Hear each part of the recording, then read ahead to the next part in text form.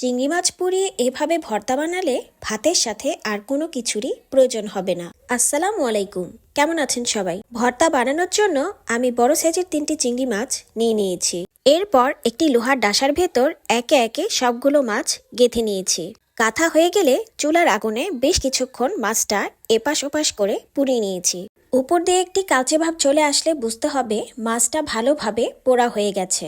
এরপর একে একে সবগুলো মাছ ডাঁশার ভেতর থেকে ছাড়িয়ে নিয়েছি।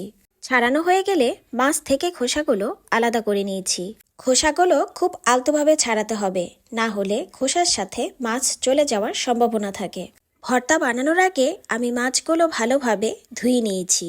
আরও নিয়েছি কয়েক কোয়া রসুন, পরিমাণ মতো লবণ, সামান্য পেঁয়াজ কুচি আর কয়েকটা শুকনো মরিচ। প্রথমে রসুন, শুকনো মরিচ আর সামান্য লবণ দিয়ে হালকাভাবে বেটে নিয়েছি। বাটা হয়ে গেলে আগে থেকে ধুয়ে রাখা মাছগুলো এর সাথে বেটে নিয়েছি। এখানে আমি মাছটাকে পুরোপুরি মিহি করব না, তাই তো আলতোভাবে কিছুক্ষণ বেটে নিয়েছি। যখন মাছ বাটা হয়ে গেছে তখন আগে থেকে কেটে রাখা পেঁয়াজ কুচি এর ভেতর দিয়ে দিয়েছি। এরপর হালকাভাবে বেটে নিয়েছি। বাটা হয়ে গেলে হাতের সাহায্যে পেঁয়াজ ও ভর্তাটা ভালোভাবে মিক্সড করে নিয়েছি। পেঁয়াজটা যাতে ভর্তার সাথে ভালোভাবে মিশে যায় এর জন্য আরেকবার বেটে নিয়েছি। ব্যাস তৈরি হয়ে গেছে মজাদার চিংড়ি ভর্তা। ধন্যবাদ সবাইকে।